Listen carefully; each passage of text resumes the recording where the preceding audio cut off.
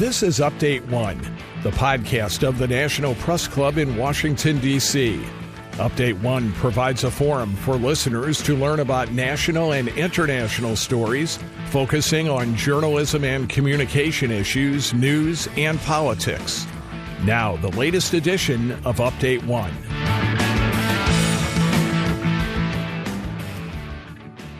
Hello, everyone. I'm Gemma Puglisi, a member of the National Press Club's podcast team here in Washington, D.C.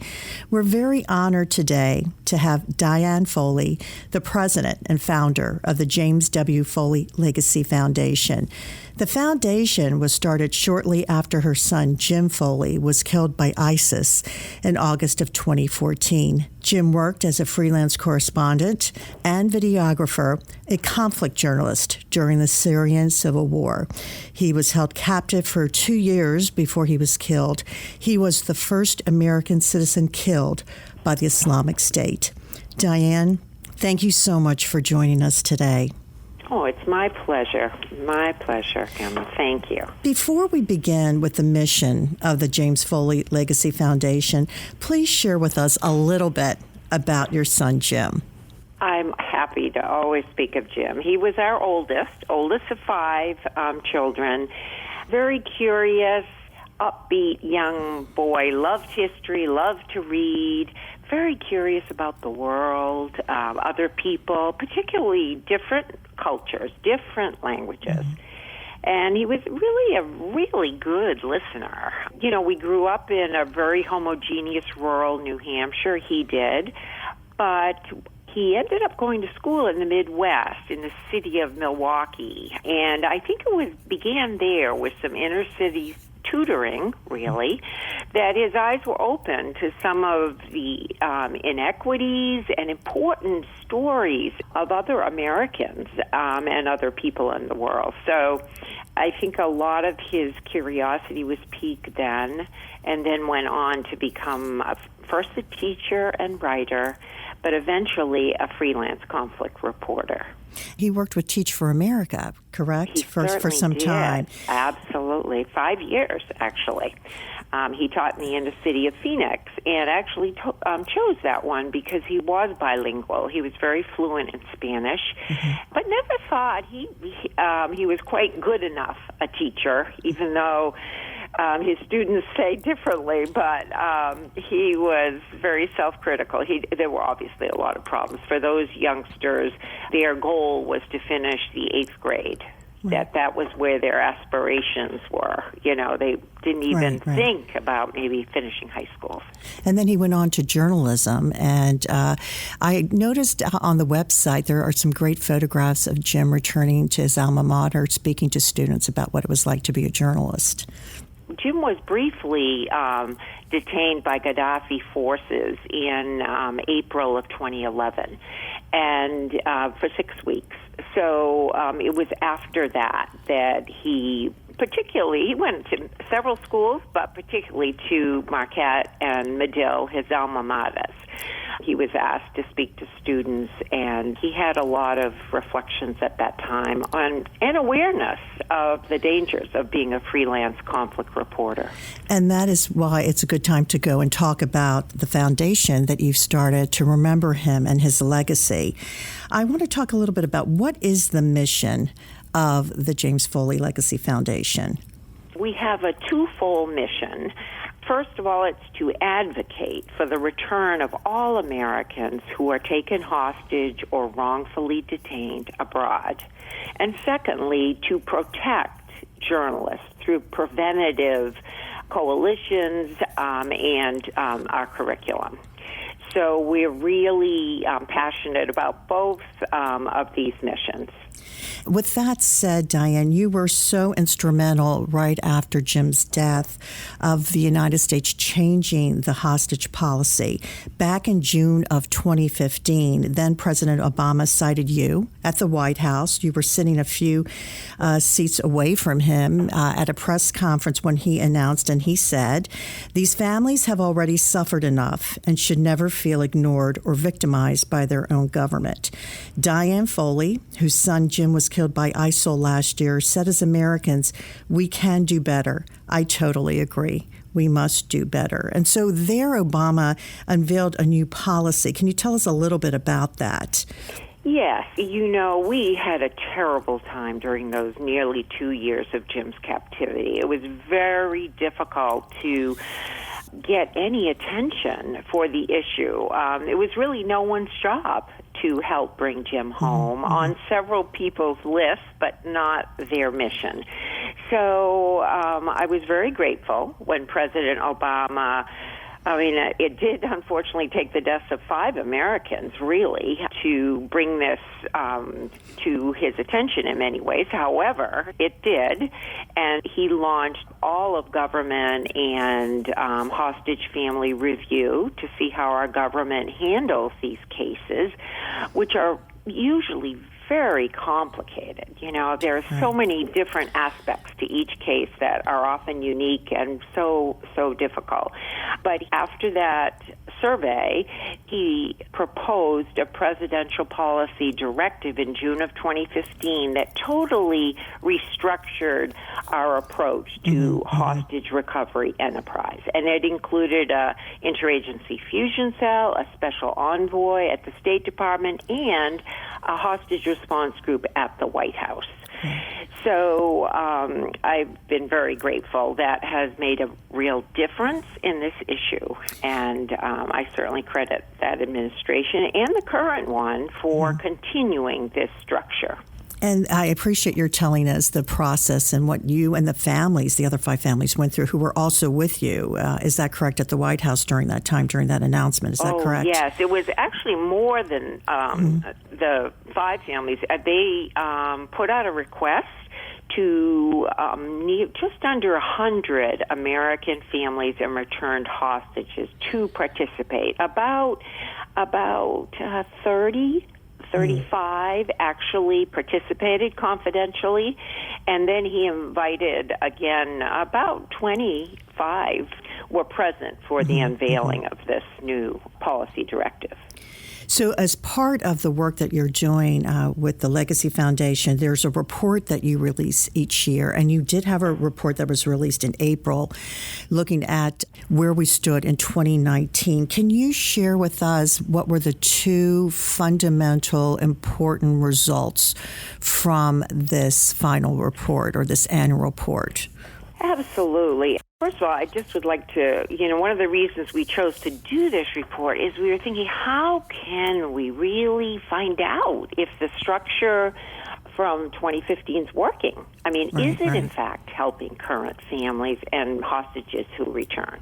So that was the reason for it. So what it is it's a qualitative, confidential piece of research. Cindy Lurcher, a very experienced researcher, has been doing for us and for the last 2 years.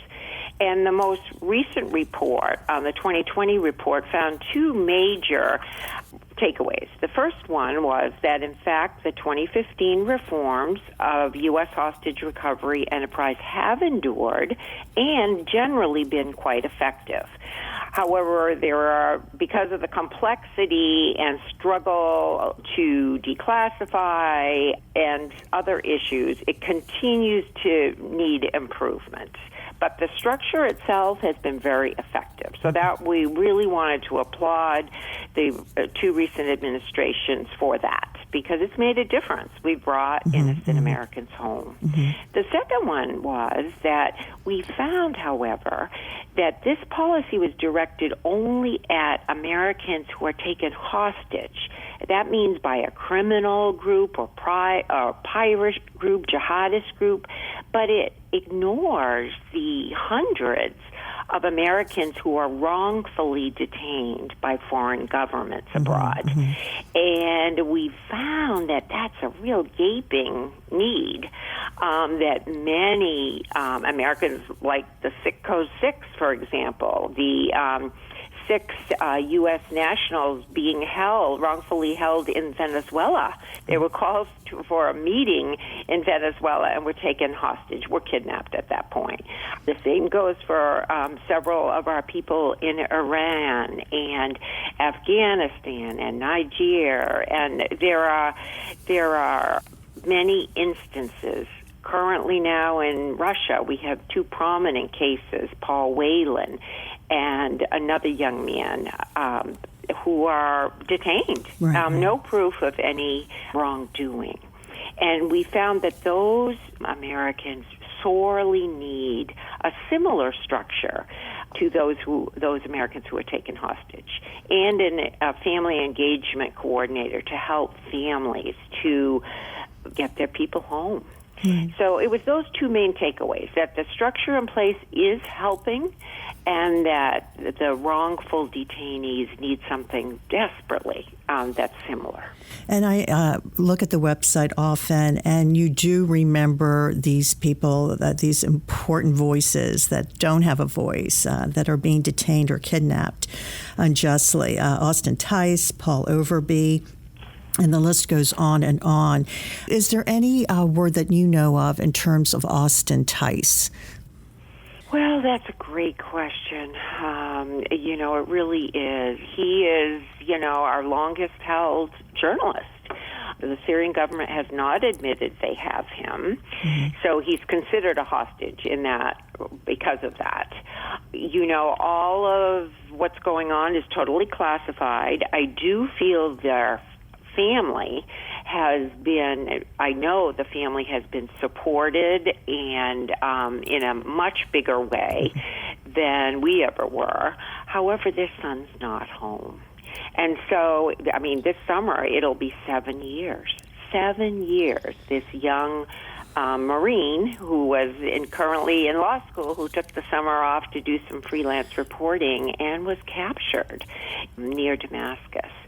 So he remains hostage at this point, and no support to a family is going to help if their loved one's not home. Right. So that's one of our glaring examples that's very public. But I must say that there are so many cases that are unpublicized because of fear that if it's known, it'll make the case worse, and they'll become a more valuable target, if you will, for the people holding him. So that is the challenge. Many of these detentions are, in fact, classified. So they're not anything that we just know the tip of the iceberg, I fear. Right. So we do highlight the cases whose families have asked us to put their names on our website to keep them front and center for the public to be aware of. I also notice on the website is that you do honor those, as I mentioned, that have been kidnapped or detained. You also remember those who have died in captivity, one being Robert Levinson.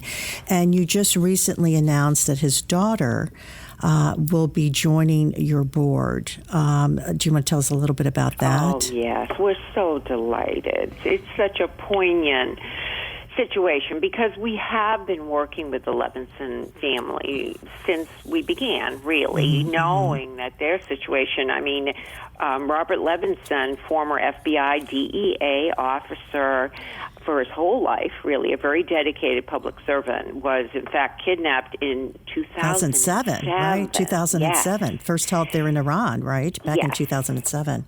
So he's one of has been considered the longest held American hostage, and their family has just been such an amazing family of advocating persistently.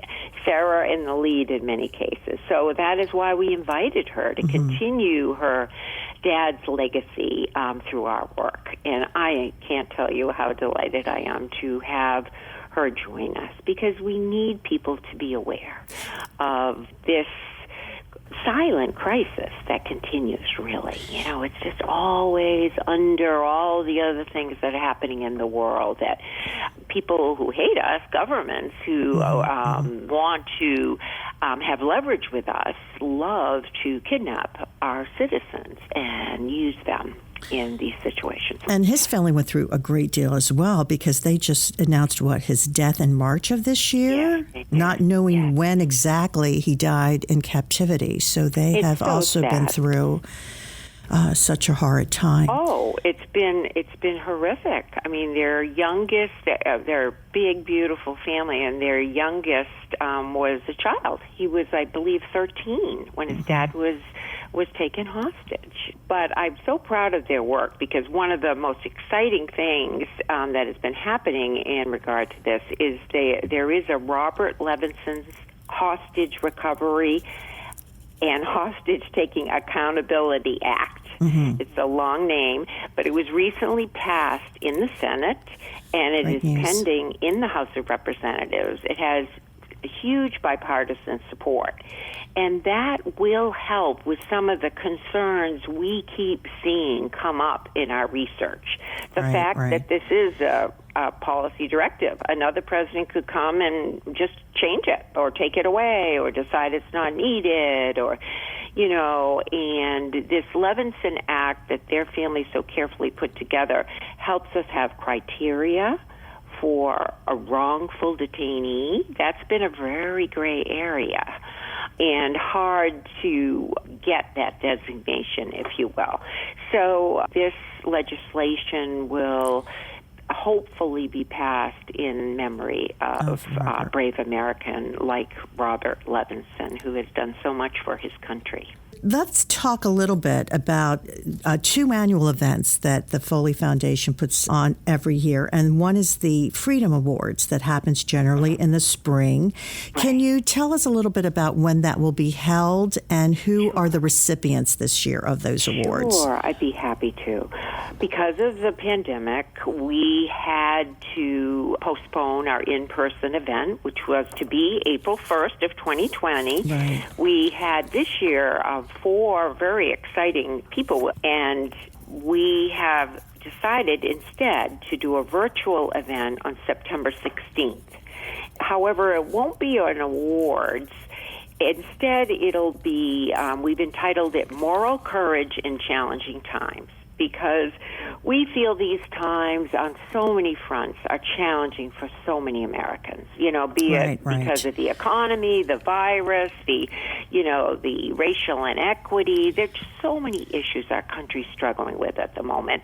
And yet, good people stand up and often use these opportunities to do good things and to right many of these wrongs. So we're very excited about our panel. It'll include our keynote by Admiral McRaven, who led the bin Laden raid, and our actual panel, moderated by our executive director, Margot Ewan, will include our awardees. And first one is human rights attorney Jason Poblet, who's been an incredible hostage advocate. He has quietly worked behind the scenes for many families and helped bring home several recent Americans. One of them was Nizar Zaka, who a Lebanese national, but also U.S., and was freed from Iran. And Mr. Wang, the Princeton graduate student, who was also there. So Jason has been a tireless advocate in spite of all these things that are going on. Secondly, in terms of world press freedom, we have a young freelance journalist, Anna Therese Day, who has been very instrumental in helping organize fellow freelancers who are so in need of protection, insurance, access to safety courses. So Anna is our awardee in that regard. And we have an unusual humanitarian this year, David Eubank, who founded the Free Burma Rangers, a Texan. He's a U.S. citizen. Parents did a lot of missionary work, and he has done extraordinary work in Thailand, Burma, more recently in Syria and Iraq. He and his family are truly amazing, in spite of the pandemic, in spite of all the obstacles. And finally, because this was to be our 5th anniversary, we have a special Legacy Achievement Award to a gentleman by the name of Ali Soufant out of New York, who's done a lot of pro bono work. He's former FBI, but he's done pro bono work for hostage families, helping them investigate and find their loved ones and help bring them home. It's a great lineup, Diane. It's wonderful. We're very group of people. Excited about the group. Absolutely. And you also, as I mentioned, you have two events. So it's the Freedom Awards that's in the spring. And then, of course, in the fall, you have your Freedom Run in New Hampshire. And this year it's October 17th. But people can join the race virtually as well, correct? Absolutely. And to be honest, it'll probably be an entire virtual event. Right. Just because we certainly don't want to cause any, who knows what's going to happen with the pandemic. So we decided it was best to do it that way. So we have lots of opportunities for anyone who wants to get involved, to run for freedom. You know, they can run themselves or get a few of their friends to run together, and or to be inspired in our moral courage panel. So we just invite all great Americans. This is a time when we need everyone to really step up and be their best selves and help us with the many challenges we're facing as a nation. Diane, thank you so much. I wanted to share with everyone all the great work that you do. And if anyone is interested in learning more about the work of Diane Foley and the James Foley Foundation, please go to www.jamesfoleyfoundation.org. Diane, you do so much, and you also educate students as well about the field of journalism and storytelling. And do you want to share a little bit about what you do in terms of education and young journalists studying the field? Absolutely. We're really proud of this aspect because we see it as a preventative effort. We don't want our journalists to be taken hostage, certainly not, or anyone. So we're very passionate about making sure that any young American student who considers international work, and we particularly look at journalists because that's often the case, but it could be anyone doing international relations or anyone interested in going out in the world and doing good things. We need to be able to do that, but we need to be armed with safety measures. So we have both an undergraduate and a graduate school curriculum to address a lot of those needs. And the more recent one, the undergraduate, is in small modules, which this year was piloted by Marquette University, one of Jim's alma maters, right? Yes, alma maters, and they integrated it thoroughly, and it's worked very well. And so we're very excited about hopefully getting other universities totally free for the university. We just want people to be safe. So we're just encouraging schools of journalism or communication to integrate safety into all they teach. You know, when they teach students how to tell a story or interview someone, take pictures, how to keep themselves and their sources safe as possible. And that is a perfect way to end this interview with you, Diane Foley, the president and founder of the James W. Foley Legacy Foundation, in memory and honor of her son, Jim Foley. Thank you very, very much for the work that you do and being the voice of so many journalists who have been detained and who need that voice and that support. Thank you, Diane Foley. Oh, thank you. It's been an honor and pleasure. I'm Gemma Puglisi, and coming from the National Press Club in Washington, D.C., thank you all for listening.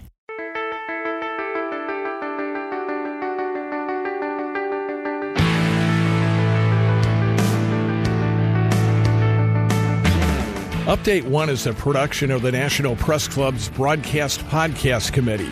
You can comment on this podcast or any episode of Update-1 by sending an email to Update1Podcast, that's update, the number 1 podcast, @gmail.com.